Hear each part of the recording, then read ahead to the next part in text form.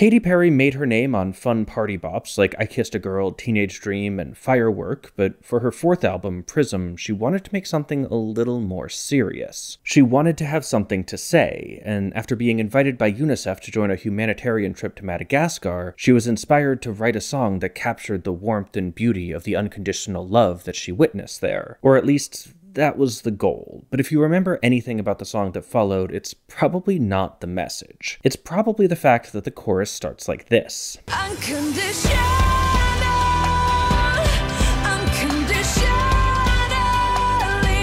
Fans and critics alike were quick to point out that that's not how you pronounce that word. The awkward phrasing proved to be incredibly distracting for many listeners, and that linguistic backlash dominated the initial conversation, crowding out any real discussion of the song's intended meaning. So what went wrong? How did this happen? And more importantly, what can we as songwriters learn from it? This video is sponsored by Nebula. Check out the ad-free extended version with the link in the description. Unconditionally is a particularly striking example of what Dr. Aaron Smith calls prosodic dissonance. Prosody is the technical term for the patterns of stress and accents in speech, and prosodic dissonance is when those stress patterns don't seem to fit with the stress patterns of the underlying music. And this isn't necessarily a bad thing, but like with any form of dissonance, it's worth being aware of, and it's worth understanding so that if you do it, you're doing it on purpose. With that in mind, let's start by looking at how these stress patterns even work. In both speech and music, accents exist for roughly the same purpose. Contour. Having some parts feel more important than others gives the sound a sense of structure that makes it easier to parse. In music, this is how we create grooves, rhythms, and particularly impactful moments. In speech, it helps with processing and retention by breaking the constant flow of information into more manageable chunks. Accents are how we turn a series of individual phonemes into understandable words and phrases. Getting them right is kind of a big deal. Accents are also really important when language interacts with other mediums. As a straightforward example, check out how awkward it looks if I don't align the motion of my hand with the stressed syllables of my speech. Gross, right? Well, that's what's happening in your music. It's really obvious once someone points it out, but in my experience, a lot of new lyricists don't even consider it. They'll just make sure each line has the right number of syllables, and then wonder why it doesn't sound polished and professional. Honestly, if you stopped watching this video right now, there's a good chance that just hearing me say that was enough to improve your lyric writing, but don't do that?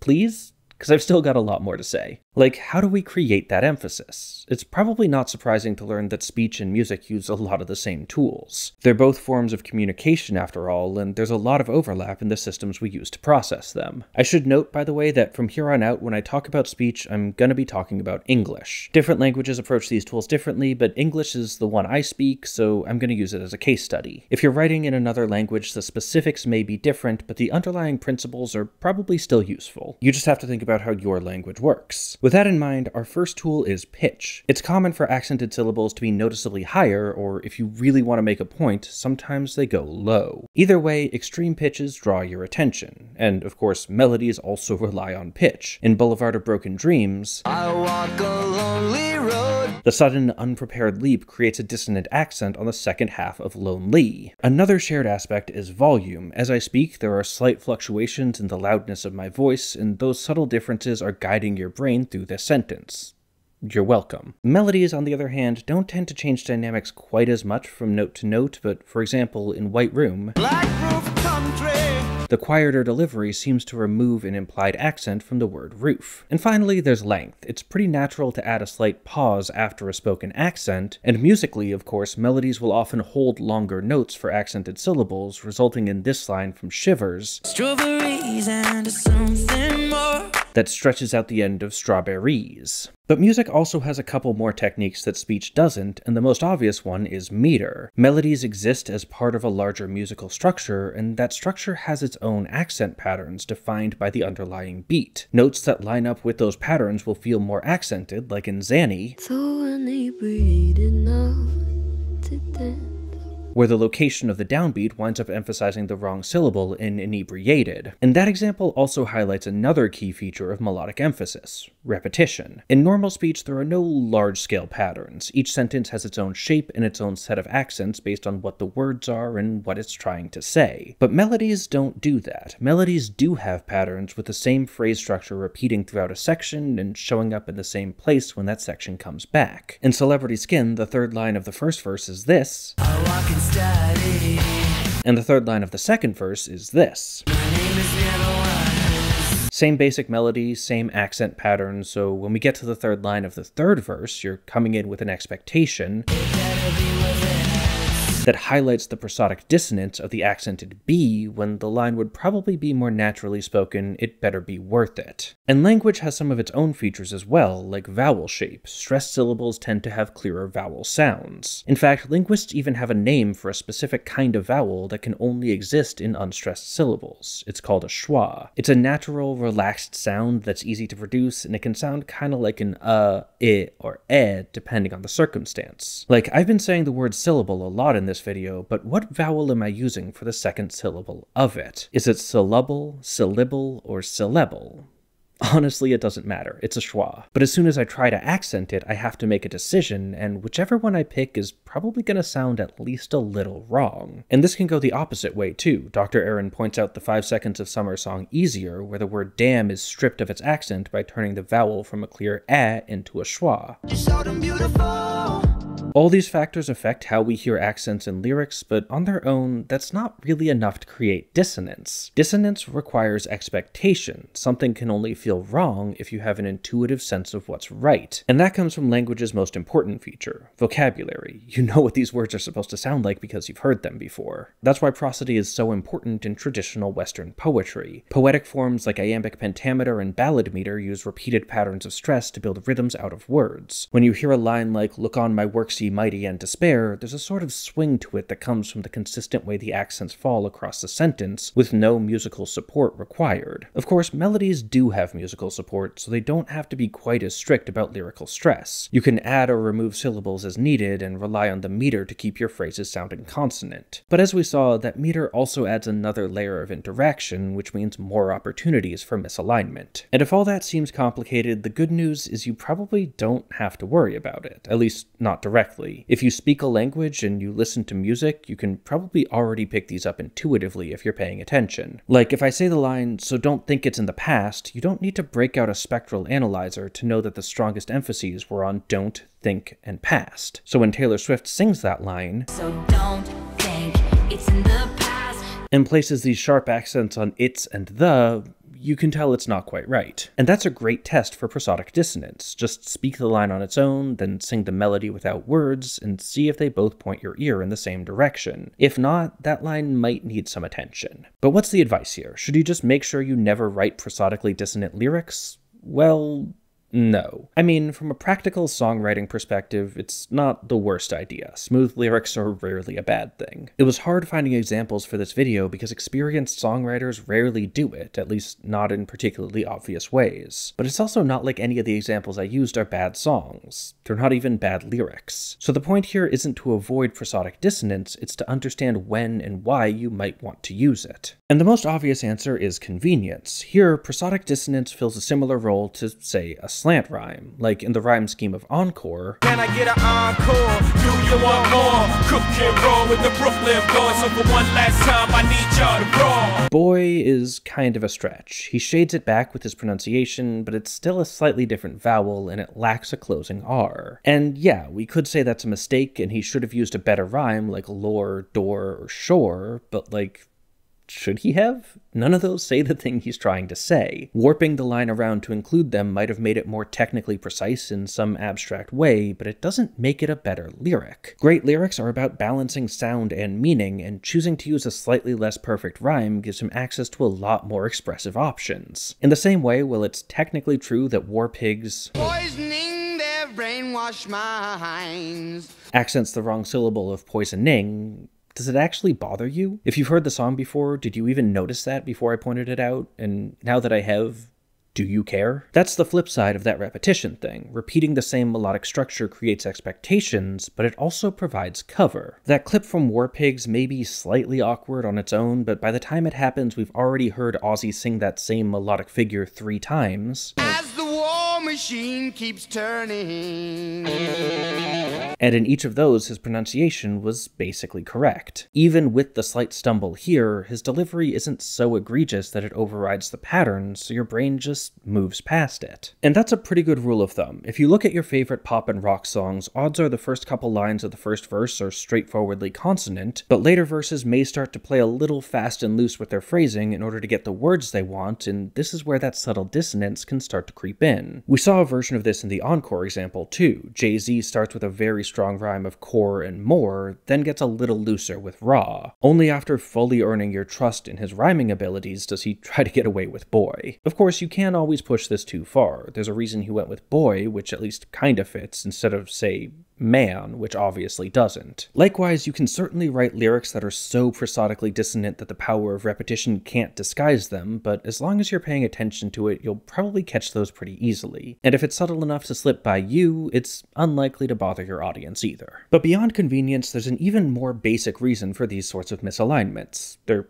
kind of inevitable. The dependence on learned vocabulary means that prosodic dissonance is inherently subjective. Different accents and different dialects pronounce words differently, and that includes stress patterns. For example, I've always pronounced the word influence with the accent on the first syllable, so when I hear Pink sing, it sounds a little wrong to me. But I have friends who pronounce it influence with the accent on the second, so they'd hear the same line as perfectly correct. There's simply no way to use that word in your lyrics without creating some sort of dissonance for someone. And even within a single dialect, it's not always clear what the correct prosody is. Words and sentences can have different meanings depending on where you place the accent. Compare, what are you doing with that elephant? What are you doing with that elephant? What are you doing with that elephant? What are you doing with that elephant? What are you doing with that elephant? Or what are you doing with that elephant? That's 6 different questions, all containing the exact same words. If I wanted to set it to music, I'd have to know which one I was actually trying to say so I could line it up correctly. And that's not just a weird elephant-based hypothetical. We can see this shifting prosody in the opening line of How Do You Sleep,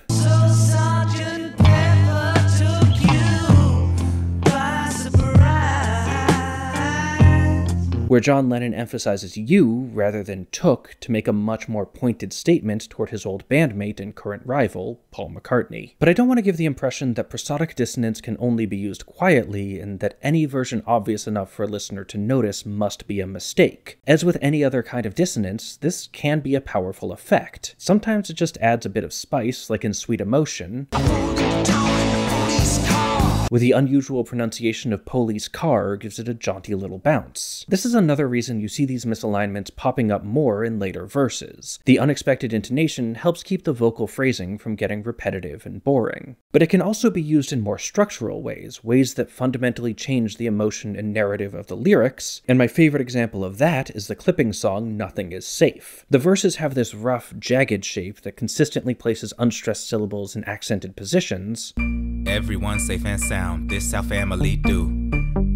Only homies around, everyone here is crew. To clue us into the fact that while the lyrics describe an almost obsessive level of security, the threat these characters face is far more powerful, and that illusion of safety is about to be shattered. The prosodic dissonance creates this uncomfortable, anxious sort of tension as we watch them go about their business, blissfully unaware of what's coming for them. So what about Unconditionally, the Katy Perry song we heard at the beginning? It's kind of a perfect storm. For starters, it's just a long word. Most of the flexibility we have to move accents around comes from moving them between words, not moving them around inside of one. There are some words whose meanings change with different accents, like record and record, but those are rare, and Unconditionally isn't one of them. Using it means locking in a stress pattern for 6 consecutive syllables, which makes it hard to fit with a generic melody. It's also not a repetition. Instead of burying this at the end of a verse, it's how she starts the chorus, placing it front and center in a huge climactic moment that practically invites you to listen closely and notice any flaws. And the accent happens in multiple ways simultaneously. That seemingly incorrect syllable is on the downbeat, the stressed syllable before it is rhythmically shortened to remove its accent, there's a big leap up in pitch that's accompanied by an increase in vocal power. Unconditional.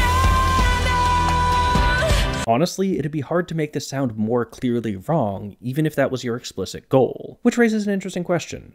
Was it their goal? I mean, Perry was a pretty experienced songwriter by that point, and she was working with other seasoned pros, including the king of modern pop, Max Martin. And it's not even the only obvious example in the song. She does it again here,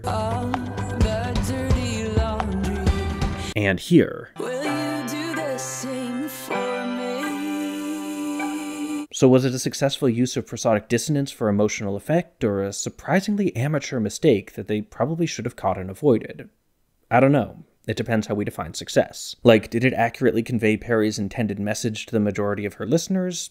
Probably not. The way she talks about the song in interviews doesn't imply that this is the reception she wanted. But maybe that doesn't matter. This is the reception it got, and that also reveals something meaningful about the thing the song was trying to say. As Dr. Aaron writes, "Whether or not Katy Perry and her songwriting team intended it, I chose to both laugh uncomfortably at her rendition of the title word, then to interpret my own discomfort exactly in line with the intended message of the song. Regardless of apparent flaws, embarrassing missteps, or music-theoretical naivety, the narrator proclaims acceptance and love of the whole listener. The song expects the discomfort of our angry tweets and well-meaning pedagogy and dares us to enjoy it unconditionally, whether we ultimately choose to or not." And I think that's an important thing to remember. Music theory isn't about deciding what's good or bad. It's about identifying tools and understanding their impact. Prosodic dissonance is one such tool, and while avoiding it will almost always be a safe choice, it won't always be the right one. This is a topic I've been thinking about for a long time, like since before I started making 12-tone. I remember having conversations about it with my friends back in college. It's such an important part of understanding lyrics, but it's also super easy to overlook, so it was really cool to finally find some actual scholarship on it. Honestly, Dr. Aaron's whole paper is so interesting, but there were a lot of parts that just didn't really make sense to get into here, so if you want to hear about those, along with a bunch more of my thoughts, you should really check out the Nebula cut. For each video I make, I also record an extra unscripted section of things that wouldn't fit in a streamlined script of a YouTube video, and having that space has let me dive even deeper into all sorts of interesting but more obscure areas, like the cultural implications of prosodic dissonance, techniques for using it in more advanced ways, and even some thoughts on how it applies to my own work. If that sounds like fun, you can use the link in the description to get 40% off an annual membership on Nebula. And Nebula is great for this sort of thing. It's a huge community of really talented creators making whatever they want to make. And if you're looking for somewhere to start, there's a really exciting new series called The Wonder of It All, where Sean Nelson, the lead singer of the band Harvey Danger, interviews other...